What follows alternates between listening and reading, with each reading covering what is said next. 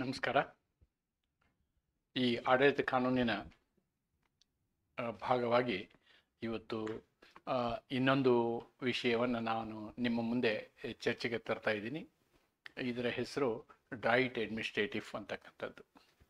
ಇದು ಫ್ರಾನ್ಸ್ ದೇಶದ ಕಾನೂನು ವ್ಯವಸ್ಥೆ ಅಂತ ಹೇಳ್ಬೋದು ನಾವು. ಡ್ರಾಯಿಟ್ ಅಡ್ಮಿನಿಸ್ಟ್ರೇಟಿವ್ ಅಂದರೆ ಡ್ರಾಯಿಟ್ ಅಡ್ಮಿನಿಸ್ಟ್ರೇಟಿವ್ಗೂ ಮತ್ತು ನಮ್ಮ ಉಳಿದಂತಹ ಅಂದರೆ ಕಾಮನ್ ಲಾ ಪ್ರಿನ್ಸಿಪಲ್ಸ್ ಅಂತ ಹೇಳ್ತೀವಿ ನಾವು. ಕಾಮನ್ ಲಾ ಪ್ರಿನ್ಸಿಪಲ್ಗೂ ಮತ್ತು ಡ್ರಾಯಿಟ್ ಅಡ್ಮಿನಿಸ್ಟ್ರೇಟಿವ್ಗೂ ಒಂದು ಪ್ರಮುಖವಾದ ವ್ಯತ್ಯಾಸವನ್ನು ನಾವು ನೋಡ್ತೇವೆ.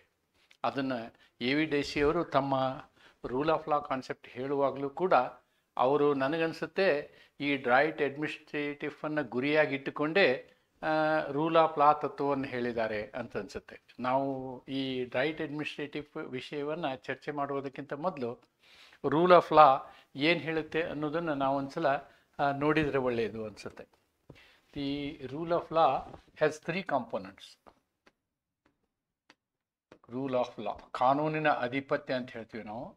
ಅದರಲ್ಲಿ number 1 is supremacy of law. Supremacy, ಕಾನೂನೇ ಸರ್ವಶ್ರೇಷ್ಠ, ಕಾನೂನೇ ಸರ್ವಶ್ರೇಷ್ಠ. Another is equality before law. Equality before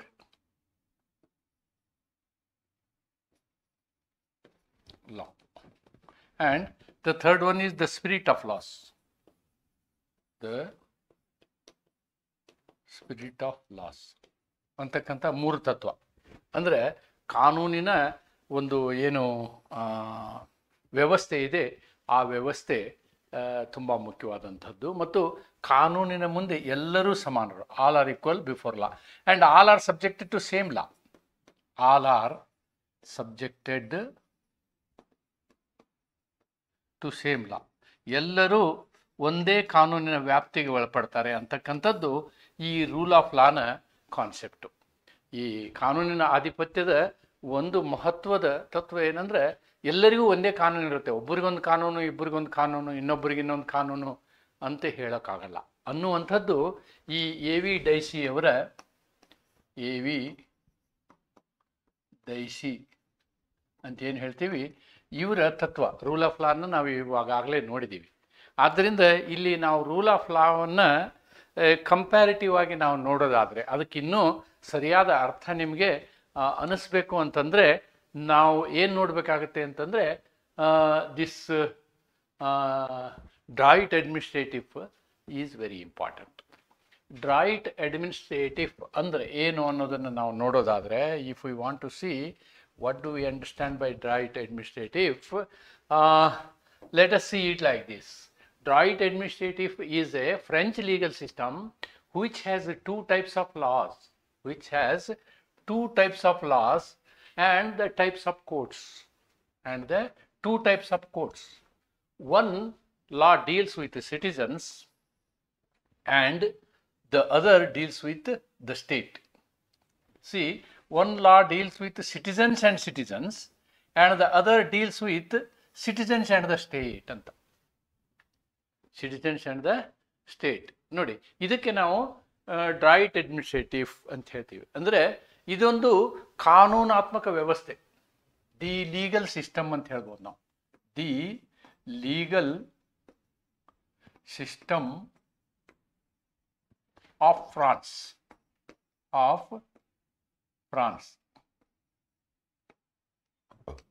French ದೇಶದ ನ್ಯಾಯಿಕ ವ್ಯವಸ್ಥೆಯನ್ನು ನಾವು ಡ್ರಾಯಿಟ್ ಅಡ್ಮಿನಿಸ್ಟ್ರೇಟಿವ್ ಅಂತ ಹೇಳ್ತೀವಿ. ಫ್ರೆಂಚ್ ದೇಶದ ಕಾನೂನಿನ ವ್ಯವಸ್ಥೆಯನ್ನು ನಾವು ಡ್ರಾಯಿಟ್ ಅಡ್ಮಿನಿಸ್ಟ್ರೇಟಿವ್ ಅಂತ ಹೇಳ್ತೀವಿ. ನೋಡಿ, ಡ್ರಾಯಿಟ್ ಅಡ್ಮಿನಿಸ್ಟ್ರೇಟಿವ್ ಎಂಬುದು ಫ್ರೆಂಚ್ ಕಾನೂನು ವ್ಯವಸ್ಥೆ. ಇದೊಂದು ಫ್ರೆಂಚ್ ಕಾನೂನು ವ್ಯವಸ್ಥೆ. ಇದು 2 ರೀತಿಯ ಕಾನೂನುಗಳು ಮತ್ತು ನ್ಯಾಯಾಲಯಗಳ ಪ್ರಕಾರಗಳನ್ನು ಹೊಂದಿದೆ. ಒಂದು ಕಾನೂನು ನಾಗರಿಕರು ಮತ್ತು ನಾಗರಿಕರೊಂದಿಗೆ ವ್ಯವಹರಿಸುತ್ತದೆ.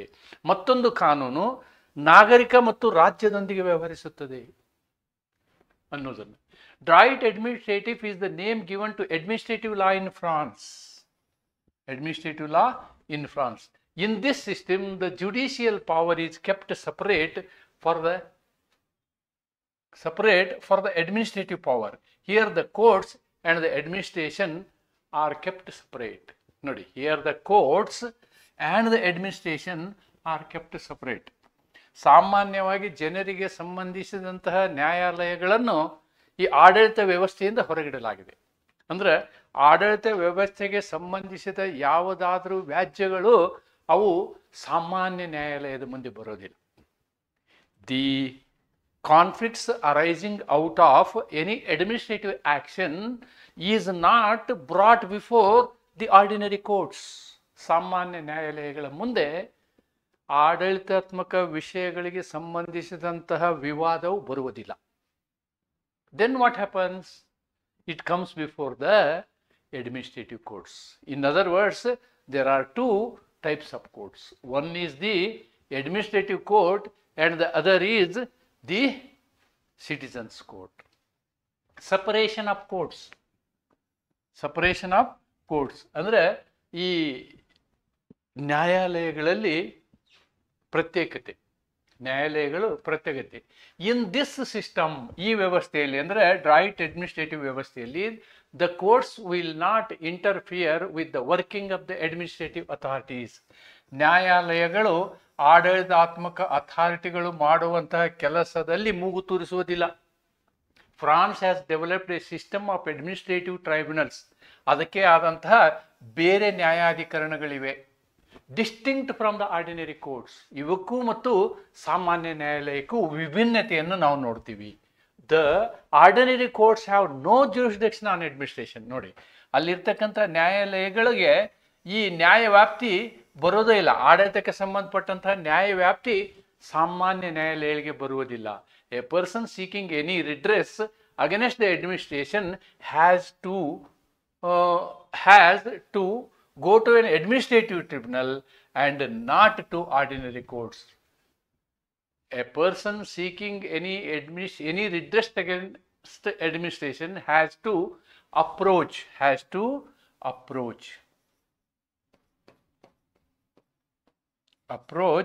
an administrative tribunal, not the ordinary courts. ಈ ವ್ಯವಸ್ಥೆಯಲ್ಲಿ ಆಡಳಿತಾತ್ಮಕ ಅಧಿಕಾರಿಗಳ ಕೆಲಸದಲ್ಲಿ ನ್ಯಾಯಾಲಯಗಳು ಮಧ್ಯ ಪ್ರವೇಶಿಸುವುದಿಲ್ಲ. ಫ್ರಾನ್ಸ್ ಸಾಮಾನ್ಯ ನ್ಯಾಯಾಲಯಗಳಿಂದ ವಿಭಿನ್ನವಾದ ಆಡಳಿತಾತ್ಮಕ ನ್ಯಾಯಮಂಡಳಿ ವ್ಯವಸ್ಥೆಯನ್ನು ಅಭಿವೃದ್ಧಿಪಡಿಸಿದೆ. ಸಾಮಾನ್ಯ ನ್ಯಾಯಾಲಯಗಳಿಗೆ ಆಡಳಿತದ ಮೇಲೆ ಯಾವುದೇ ಅಧಿಕಾರ ಇರುವುದಿಲ್ಲ. ಆಡಳಿತದ ವಿರುದ್ಧ ಯಾವುದೇ ಪರಿಹಾರವನ್ನು ಬಯಸುವ ವ್ಯಕ್ತಿಯು ಆಡಳಿತಾತ್ಮಕ ನ್ಯಾಯಮಂಡಳಿಯನ್ನು ಸಂಪರ್ಕಿಸಬೇಕು ಮತ್ತು ಯಾವುದೇ ಸಾಮಾನ್ಯ ನ್ಯಾಯಾಲಯಗಳಿಗೆ ಅಲ್ಲ ಅಂತಕ್ಕಂಥದ್ದು ಈ ವ್ಯವಸ್ಥೆ, ಡ್ರಾಫ್ಟ್ ಅಡ್ಮಿನಿಸ್ಟ್ರೇಟಿವ್ ವ್ಯವಸ್ಥೆ ಅನ್ನೋದನ್ನು ನಾವಿಲ್ಲಿ ಗಮನಿಸಬೇಕು.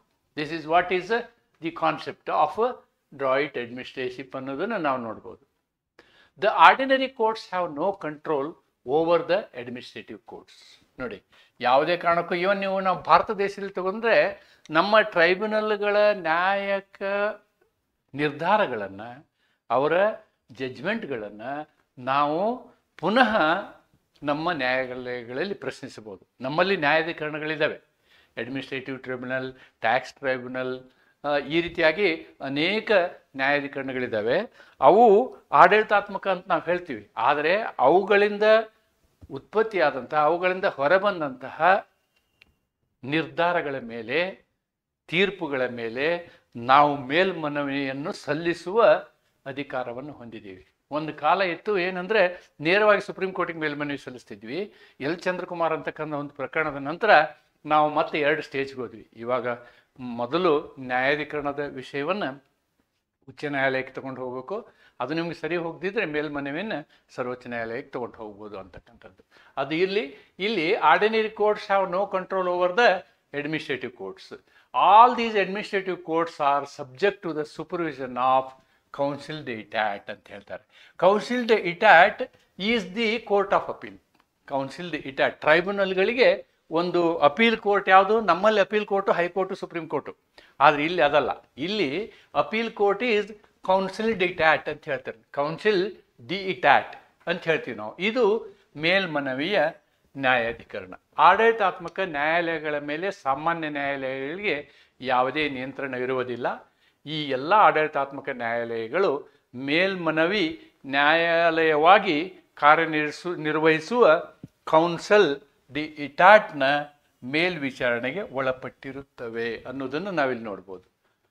ಆಡಳಿತಾತ್ಮಕ ನ್ಯಾಯಾಲಯಗಳ ಮೇಲೆ ಸಾಮಾನ್ಯ ನ್ಯಾಯಾಲಯಗಳಿಗೆ ಯಾವುದೇ ನಿಯಂತ್ರಣವಿಲ್ಲ.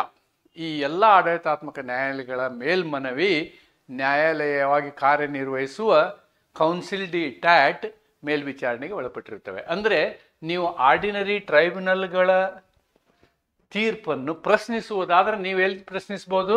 ಕೌನ್ಸಿಲ್ ಡಿ ಇಟಾಟ್ ಅಲ್ಲಿ ಪ್ರಶ್ನಿಸಬಹುದು ಅನ್ನೋದು ಇದರ ಅರ್ಥ. ಡ್ರಾಯಿಟ್ ಅಡ್ಮಿನಿಸ್ಟ್ರೇಟಿವ್ ನ್ಯಾಯಿಕ ವ್ಯವಸ್ಥೆಯಲ್ಲಿ ನ್ಯಾಯಾಧಿಕರಣಗಳಿರ್ತವೆ. ನ್ಯಾಯಾಧಿಕರಣಗಳಿಗೆ ಸಂಬಂಧಪಟ್ಟಂತಹ ಮೇಲ್ಮನವಿಯನ್ನು ನೀವು ಸಲ್ಲಿಸುವುದಾದರೆ ನೀವು ಕೌನ್ಸಿಲ್ ಡಿ ಇಟಾಟ್ಗೆ ಸಲ್ಲಿಸಬೇಕಾಗತ್ತೆ. ದೆನ್ ಎಫಿಷಿಯಂಟ್ ಅಡ್ಮಿನಿಸ್ಟ್ರೇಟಿವ್ ಕೋರ್ಟ್ ನೋಡಿ, ಈ ಆಡಳಿತಾತ್ಮಕ ನ್ಯಾಯಾಲಯಗಳು ಏನಿದ್ದಾವೆ ಇವುಗಳು ತುಂಬ ಚೆನ್ನಾಗಿ ಕೆಲಸ ಮಾಡಿವೆ ಅನ್ನೋದನ್ನು ನಾವು ಗುರುತಿಸ್ತೀವಿ. The Conseil de Etat is treated as the guardian of the administrative morality.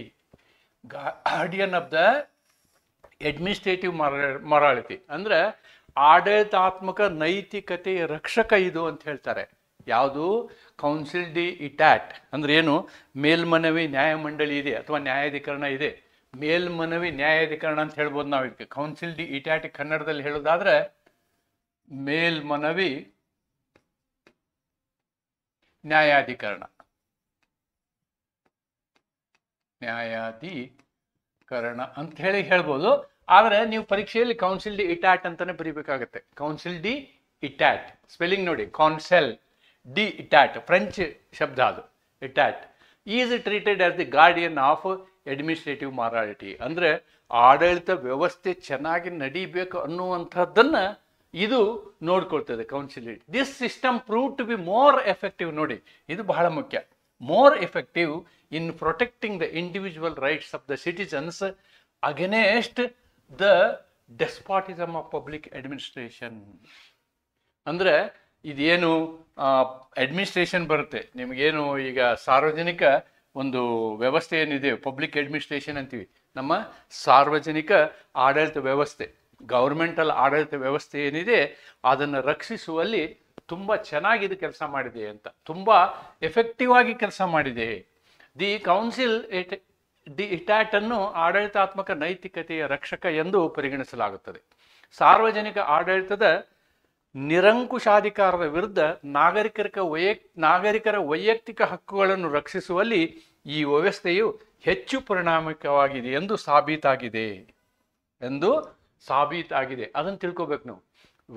The study was done on this and the studies are revealing that the council de itat ಏನಿದೆ ಇದು ಜನರ ಸಮಸ್ಯೆಗಳನ್ನು ಪರಿಹರಿಸುವಲ್ಲಿ ತುಂಬ ಎಫಿಷಿಯೆಂಟ್ ಆಗಿ ಕೆಲಸ ಮಾಡಿದೆ, ಇದು ಬಹಳ ಪರಿಣಾಮಕಾರಿಯಾಗಿ ಕೆಲಸ ಮಾಡಿದೆ ಅನ್ನೋದನ್ನು ನಾವಿಲ್ಲಿ ಗಮನಿಸಬೇಕು. ಅಂದರೆ ಇದನ್ನು ನಾವು ಕಂಪೇರ್ ಮಾಡ್ತೀವಿ ಕಾಮನ್ ಲಾ ಕೋರ್ಟ್ ಏನಿದ್ದಾವೆ ಅಥವಾ ನಾವು ಇಂಗ್ಲೆಂಡಿನ ಕಾಮನ್ ಲಾ ಕೋರ್ಟ್ಗಳನ್ನು ಈ ಒಂದು ಡ್ರಾಯಿಟ್ ಅಡ್ಮಿನಿಸ್ಟ್ರೇಟಿವ್ ವ್ಯವಸ್ಥೆಗೆ ಹೋಲಿಸಿದಾಗ ಇಲ್ಲಿ ಸಮಯಕ್ಕೆ ಸರಿಯಾಗಿ ಸಿಕ್ಕಂತಹ ಪರಿಹಾರಗಳನ್ನು ನಾವು ಗಮನಿಸಿ ಅದನ್ನು ಈ ಕಾಮನ್ ಲಾ ಕೋರ್ಟ್ಗಳಿಗೆ ನಾವು ಹೋಲಿಕೆ ಮಾಡಿದಾಗ ಅದಕ್ಕಿಂತಲೂ ಉತ್ತಮವಾಗಿ ಈ ಅಡ್ಮಿನಿಸ್ಟ್ರೇಟಿವ್ ಕೋರ್ಟ್ಗಳು ಕೆಲಸ ಮಾಡಿದೆವು, ಫ್ರಾನ್ಸ್ನ ಅಡ್ಮಿನಿಸ್ಟ್ರೇಟಿವ್ ಕೋರ್ಟ್ಗಳು ಕೆಲಸ ಮಾಡಿದೆವು ಅನ್ನೋದು ಗೊತ್ತಾಗ್ತದೆ. The judges of Conseil de Etat process the high degree of administrative expertise. Possess ಅವರು ಹೊಂದಿರ್ತಾರೆ. It is not process, it is possess high degree of administrative expertise and better able to control the administration than the ordinary courts. ಸಾಮಾನ್ಯ ನ್ಯಾಯಾಲಯಗಳಿಗಿಂತ ಇನ್ನೂ ಅತ್ಯುತ್ತಮ ರೀತಿಯಲ್ಲಿ ಇಲ್ಲಿರ್ತಕ್ಕಂತಹ ನ್ಯಾಯಾಧೀಶರು ಏನು ಮಾಡಿದ್ದಾರೆ, ಈ ಒಂದು ವ್ಯವಸ್ಥೆಯನ್ನು ನಡೆಸಿದ್ದಾರೆ ಅನ್ನೋದನ್ನು ನಾವು ನೋಡ್ಬೋದು.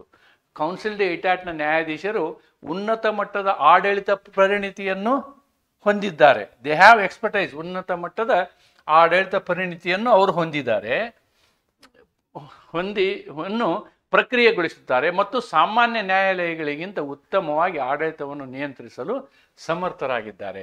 ಒಂದು ಸೆಂಟೆನ್ಸ್ನಲ್ಲಿ ಹೇಳೋದಾದರೆ ಕಾಮನ್ ಲಾ ಕೋರ್ಟ್ನಲ್ಲಿ ಇರ್ತಕ್ಕಂತಹ ನ್ಯಾಯಿಕ ಪ್ರಕ್ರಿಯೆಗಳೇನಿದಾವೆ ಆಡಳಿತ ವಿಷಯಕ್ಕೆ ಸಂಬಂಧಪಟ್ಟಂಥವು, ಆ ಪ್ರಕ್ರಿಯೆಗಳಿಗಿಂತ ಅತಿ ಹೆಚ್ಚು ಪರಿಣಾಮಕಾರಿಯಾಗಿ ಮತ್ತು ಉತ್ತಮವಾಗಿ ಈ ಡ್ರಾಯಿಟ್ ಅಡ್ಮಿನಿಸ್ಟ್ರೇಟಿವ್ ವ್ಯವಸ್ಥೆಯ ನ್ಯಾಯಾಲಯಗಳು ಕೆಲಸ ಮಾಡಿದಿವೆ ಅನ್ನೋದನ್ನು ನಾವು ದಾಖಲೆಗಳಿಂದ ಕಾಣ್ಬೋದು ಅಂತ ಹೇಳ್ತಾರೆ. ದೆನ್ ನಾವು we have to discuss and compare it with the theory of Dicey, A V Dicey. ನಾನು ಮೊದಲೇ ಹೇಳಿದ್ನಲ್ವಾ ನಿಮ್ಗೆ, A V Dicey was a professor and he is a jurist of England. Jurist of England, sitting in England, he was looking at the processes that what were happening in France. ಅವರಿಗೆ ಕಂಡದ್ದೇನು ಅಂತಂದ್ರೆ ಅಲ್ಲಿ administration ಅವರಿಗೆ ಒಂದು ಕಾನೂನು, ನಾಗರಿಕರಿಗೆ ಒಂದು ಕಾನೂನು. ಆದ್ದರಿಂದ ಅವರು ಏನು ಮಾಡ್ಕೊಂಡಿದ್ದಾರೆ ಅಂದರೆ, ಅಡ್ಮಿನಿಸ್ಟ್ರೇಷನ್ ಅವರು ತಾವು ತಮ್ಮನ್ನು ಬಚಾವ್ ಮಾಡಿಕೊಳ್ಳಿಕ್ಕೆ, ತಮ್ಮನ್ನು ರಕ್ಷಿಸಿಕೊಳ್ಳಿಕ್ಕೆ ಈ ರೀತಿಯಾದಂಥ ವ್ಯವಸ್ಥೆ ಮಾಡಿದ್ದಾರೆ. ನಮ್ಮಲ್ಲಿ ಹಾಗಿಲ್ಲಪ್ಪ. ನಮ್ಮಲ್ಲಿ ಎಲ್ಲರಿಗೂ ಒಂದೇ ಕಾನೂನು, ನಮ್ಮಲ್ಲಿ ಎಲ್ಲರಿಗೂ ಒಂದೇ ಕಾನೂನು. ಆಡಳಿತದ ವರ್ಗಕ್ಕೆ ಸಂಬಂಧಿಸಿದಂಥ ಮಂತ್ರಿಯಿಂದ ಹಿಡ್ಕೊಂಡು ಸಾಮಾನ್ಯ ಪ್ರಜೆಯವರೆಗೂ ನಾವು ಒಂದೇ ಕಾನೂನಿಗೆ ಒಳಪಡ್ತೀವಿ. We are all subject to same law ಅನ್ನುವಂಥ ಕಾನ್ಸೆಪ್ಟನ್ನು ಅವ್ರು ಹೇಳಿದರು. ಮತ್ತು ಇದನ್ನು ಟೀಕೆ ಮಾಡಿದರು. ಏನು, ರೈಟ್ ಅಡ್ಮಿನಿಸ್ಟ್ರೇಷನ್ನಲ್ಲಿ ಏನಾಗಿದೆ, ಆಡಳಿತ ಮಾಡುವವರಿಗೊಂದು ಕಾನೂನು, ನಾಗರಿಕರಿಗೊಂದು ಕಾನೂನು, ಇದು ಸರಿಯಾದ ವ್ಯವಸ್ಥೆ ಅಲ್ಲ, it is not a good system ಅಂಥೇಳಿ ಡೈಸಿ ಅವರು ಅಭಿಪ್ರಾಯ ಪಡ್ತಾರೆ. ನೋಡಿ, A Dicey in fact misunderstood the system of droit administrative as it discriminates civilians from persons with administrative positions. ಆಡಳಿತದ ಅಧಿಕಾರ ಸ್ಥಾನದಲ್ಲಿರುವಂತಹ ವ್ಯಕ್ತಿಗಳು ಮತ್ತು ಸಾಮಾನ್ಯ ಪ್ರಜೆಗಳ ಮಧ್ಯದಲ್ಲಿ ಇದು ತಾರತಮ್ಯ ಮಾಡ್ತಾ ಇದೆ ಅಂಥೇಳಿ ಡೈಸಿ ಅವರು ತಮ್ಮ ಅಭಿಪ್ರಾಯವನ್ನು ಹೊಂದಿದ್ದರು. His observation that administration gets sealed from system proved wrong. ಅಂದರೆ ಅವರ ಅಭಿಪ್ರಾಯ ಏನಿತ್ತು, ಇವರು ತಮ್ಮನ್ನು ರಕ್ಷಣೆ ಮಾಡ್ಕೊಳ್ಳೋಕ್ಕೇನು ಈ ವ್ಯವಸ್ಥೆ ಮಾಡಿದ್ದಾರೆ ಅನ್ನುವಂತಹ ಇವರ ಅಭಿಪ್ರಾಯ ಆ್ಯಕ್ಚುಲಿ ವಿಷಯವನ್ನು ಪರೀಕ್ಷೆ ಮಾಡಿದಾಗ ಅದು ತಪ್ಪು ಅಂತ ಗೊತ್ತಾಯಿತು.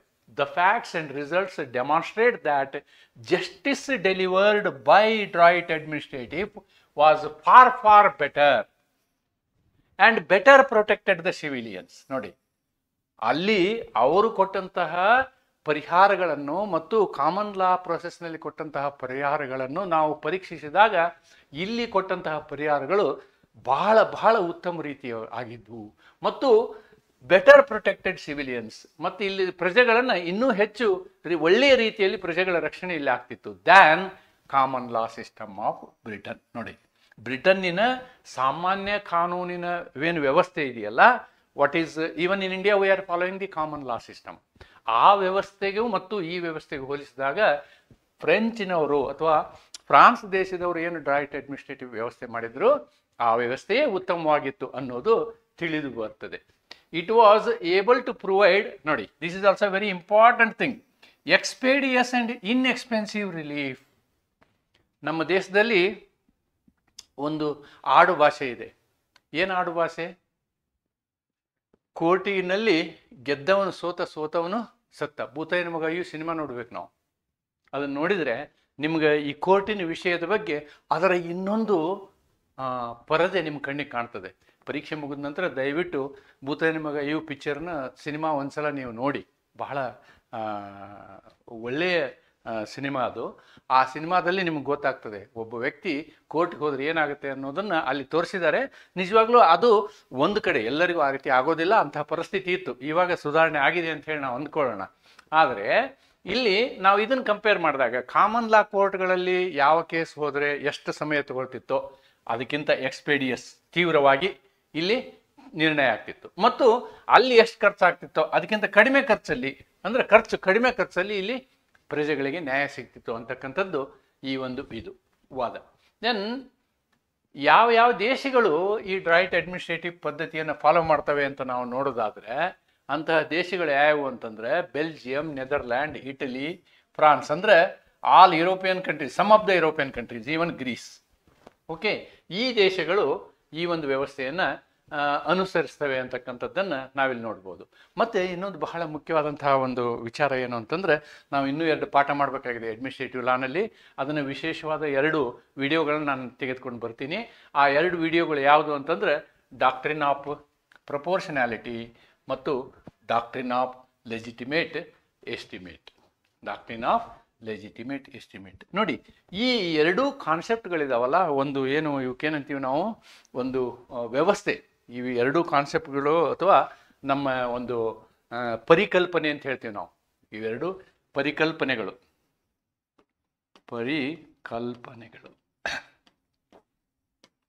ಒಂದು ಲೆಜಿಟಿಮೇಟ್ ಎಕ್ಸ್ಪೆಕ್ಟೇಷನ್, ಇನ್ನೊಂದು ಡಾಕ್ಟ್ರಿನ್ ಆಫ್ ಪ್ರಪೋರ್ಷನಾಲಿಟಿ. ಈ ಡಾಕ್ಟ್ರಿನ್ ಆಫ್ ಪ್ರಪೋರ್ಷನಾಲಿಟಿ ಅಂದ್ರೆ ಏನು ಅಂತಂದ್ರೆ, ಯಾವ ವ್ಯಕ್ತಿಗೆ ಯಾವ ಮಟ್ಟದ ಶಿಕ್ಷೆಯನ್ನು ಕೊಡಬೇಕು ಅಷ್ಟೇ ಕೊಡಬೇಕು. ಬ್ರೆಡ್ ಕದ್ದವನಿಗೆ ನೀವು ಮರಣದಂಡನೆ ಕೊಡೋದು ಪ್ರಪೋರ್ಷನಾಲಿಟಿ ಅಲ್ಲ ಅನ್ನೋದನ್ನು ಹೇಳ್ಬೋದು, ಒಂದು ಸೆಂಟೆನ್ಸಲ್ಲಿ ಹೇಳೋದಾದರೆ. ಅದೇ ರೀತಿ ಲೆಜಿಟಿಮೇಟ್ ಎಕ್ಸ್ಪೆಕ್ಟೇಷನ್ ಅಂದರೆ, where there is a right there is a remedy. UBJ-CB remedium ಅಂತೀವಿ. ಆದರೆ UBJ-CB ರೆಮಿಡಿಯಮ್ ಇಲ್ಲದ ಕಾಲದಲ್ಲಿಯೂ where there is a right, where there is no right also there is remedy. Where there is no right also there is remedy ಅನ್ನೋದನ್ನು ನಾವೇನು ಮಾಡ್ತೀವಿ, legitimate expectation ಇರ್ತಿರ್ತೀವಿ. ಈ ಎರಡೂ ಕಾನ್ಸೆಪ್ಟ್ಗಳು ಹುಟ್ಟುಕೊಂಡದ್ದೇ ಡ್ರಾಯ್ಟ್ ಅಡ್ಮಿನಿಸ್ಟ್ರೇಟಿವ್ನಿಂದ. ಈ ಎರಡೂ ಕಾನ್ಸೆಪ್ಟ್ಗಳು ಹುಟ್ಟಿಕೊಂಡದ್ದೇ ಡ್ರಾಯ್ಟ್ ಅಡ್ಮಿನಿಸ್ಟ್ರೇಟಿವ್ನಿಂದ ಅಂಥೇಳಿ ನಾವು ಅರ್ಥ ಮಾಡ್ಕೊಳ್ಬೇಕು. ಇದು ಡ್ರಾಯ್ಟ್ ಅಡ್ಮಿನಿಸ್ಟ್ರೇಟಿವ್ಗೆ ಇರತಕ್ಕಂತಹ ಒಂದು ಶಾರ್ಟ್ ನೋಟ್ಗೆ ನಿಮಗೆ ಬೇಕಾದಂತಹ ಮಾಹಿತಿ. ಒಂದನ್ನು ತಿಳ್ಕೊಳ್ಳಿ, ಡ್ರಾಯ್ಟ್ ಅಡ್ಮಿನಿಸ್ಟ್ರೇಟಿವ್ ಈಗ ನಾವು ಕನ್ಕ್ಲೂಡನ್ ಮಾಡೋದಾದರೆ ಅಥವಾ ಉಪಸಂಹಾರವನ್ನು ಮಾಡೋದಾದರೆ, ಉಪಸಂಹಾರ, ನಾವು ಇಲ್ಲಿ ಈ ವಿಷಯವನ್ನು ನಾವೇನು ಮಾಡ್ಬೋದು, ಕಾನೂನಿನ ಆಧಿಪತ್ಯಕ್ಕೆ ಹೋಲಿಸ್ಬೋದು, ಅಥವಾ ಕಾನೂನೇ ಶ್ರೇಷ್ಠತೆ ಅನ್ನೋದಕ್ಕೆ ಹೋಲಿಸ್ಬೋದು, ಅಥವಾ ಎಲ್ಲರಿಗೂ ಒಂದೇ ಕಾನೂನು ಎಲ್ಲರಿಗೂ ಒಂದೇ ಕಾನೂನು ಇವೆಲ್ಲ ಡೈಸಿಯವರ ವಿಚಾರ, ಅಥವಾ ಕಾಮನ್ ಲಾ ಪ್ರೊಸೆಸ್ನಲ್ಲಿ ಪ್ರಯೋಗಿಸ್ತಕ್ಕಂತಹ ವಿಚಾರಗಳು. ಇದೇ ವಿಚಾರಗಳನ್ನು ನಾವು ಭಾರತದಲ್ಲಿಯೂ ಪ್ರಯೋಗಿಸ್ತೀವಿ. ಭಾರತದಲ್ಲಿ ನಾವು ಮಾಡ್ತಕ್ಕಂಥದ್ದು ಏನು ಅಂತಂದರೆ, we follow the principle of common law. Britain ದೇಶ ಏನು ಕಾನೂನು ಪದ್ಧತಿಯನ್ನು ಅನುಸರಿಸ್ತದೋ ಅದೇ ಪದ್ಧತಿಯನ್ನು ನಾವು ಅನುಸರಿಸ್ತೀವಿ. ಆದರೆ ಫ್ರೆಂಚ್ ದೇಶದಲ್ಲಿ ಇರ್ತಕ್ಕಂತಹ ಕಾನೂನಿನ ವ್ಯವಸ್ಥೆಗೆ ನಾವೇನು ಹೇಳ್ತೀವಿ, ಡ್ರಾಯ್ಟ್ ಅಡ್ಮಿನಿಸ್ಟ್ರೇಟಿವ್ ಅಂತೀವಿ. ಅಲ್ಲಿ ಏನಾಗುತ್ತೆ ಅಂತಂದರೆ, ಪ್ರಜೆಗಳು ಮತ್ತು ಪ್ರಜೆಗಳ ಮಧ್ಯದ ವ್ಯಾಜ್ಯದಲ್ಲಿ ಸಾಮಾನ್ಯವಾಗಿ ಒಂದು ಕಾನೂನು ಇರ್ತದೆ, ಮತ್ತು ಆ ಕಾನೂನಿನಂತೆ ಸಾಮಾನ್ಯ ನ್ಯಾಯಾಲಯಗಳು ಅದನ್ನು ಬಗೆಹರಿಸ್ತವೆ. ಆದರೆ ನ್ಯಾಯ ಒಂದು ವೇಳೆ ಸರ್ಕಾರದ ಜೊತೆಗೆ ಬಂದರೆ ಅಥವಾ ಆಡಳಿತ ವ್ಯವಸ್ಥೆಯ ಜೊತೆಗೆ ಬಂದರೆ, ಆವಾಗ ಇರ್ತಕ್ಕಂಥ ಕಾನೂನುಗಳೇ ಬೇರೆ, ಆವಾಗ ಇರ್ತಕ್ಕಂತಹ ಕೋರ್ಟ್ಗಳೇ ಬೇರೆ. ಅವುಗಳಿಗೆ ನಾವೇನಂತೀವಿ, ನ್ಯಾಯಾಧಿಕರಣಗಳಂತೀವಿ. ಅಂಥ ನ್ಯಾಯಾಧಿಕರಣಗಳು ತೀರ್ಪನ್ನು ಕೊಡ್ತವೆ, ತುಂಬ ಚೆನ್ನಾಗಿ ತೀರ್ಪನ್ನು ಕೊಡ್ತವೆ ಮತ್ತು ಪ್ರಜೆಗಳ ಹಕ್ಕನ್ನು ರಕ್ಷಿಸ್ತವೆ. ಒಂದು ವೇಳೆ ಅಂಥ ನ್ಯಾಯಾಲಯದ ನಿರ್ಧಾರ ನಮಗೆ ಸರಿ ಹೋಗದೆ ಹೋದರೆ ನಾವೇನು ಮಾಡ್ಬೋದು, ನಾವು ಕೌನ್ಸಿಲ್ ಡಿ ಇಟ್ಯಾಟಿಗೆ ಹೋಗ್ಬೋದು. ಕೌನ್ಸಿಲ್ ಡಿ ಇಟ್ಯಾಟ್ ಅಂತಕ್ಕಂಥದ್ದು ಏನು ನ್ಯಾಯಾಲಯಗಳ ಮೇಲ್ಮನವಿಯ ಒಂದು ಕೋರ್ಟ್ ಅಂತ ಹೇಳ್ಬೋದು, ನಾವು ಮೇಲ್ಮನವಿಯ ಒಂದು ನ್ಯಾಯಾಧಿಕರಣ ಅಂತ ಹೇಳ್ಬೋದು. ಅಂತಹ ನ್ಯಾಯಾಧಿಕರಣ ನಿಮಗೆ ನಿಜವಾಗಿಯೂ ನ್ಯಾಯವನ್ನು ದೊರಕಿಸ್ತದೆ. ಅಷ್ಟೇ ಅಲ್ಲ, ಇದ್ದಂಥ ಎಲ್ಲ ನ್ಯಾಯಾಲಯಗಳ ನಿರ್ಧಾರದ ಸಮಯ ಮತ್ತು ನ್ಯಾಯಾಂಗ ವ್ಯವಸ್ಥೆಗೆ ನಾವು ನ್ಯಾಯಿಕ ಪ್ರಕ್ರಿಯೆಯಲ್ಲಿ ಮಾಡಿದಂಥ ಖರ್ಚುಗಳು, ಇವೆರಡನ್ನೂ ನಾವು ಕಾಮನ್ ಲಾ ವಿಷಯಕ್ಕೆ ಹೋಲಿಸಿದಾಗ ಇಲ್ಲಿ ಎರಡರಲ್ಲಿಯೂ ನಾವು ಅತ್ಯುತ್ತಮತೆಯನ್ನು ಕಾಣ್ತೀವಿ. ಎಲ್ಲಿ? ಡ್ರಾಯ್ಟ್ ಅಡ್ಮಿನಿಸ್ಟ್ರೇಟಿವ್ನಲ್ಲಿ. ನಾವು ಡ್ರಾಯ್ಟ್ ಅಡ್ಮಿನಿಸ್ಟ್ರೇಟಿವ್ನಲ್ಲಿ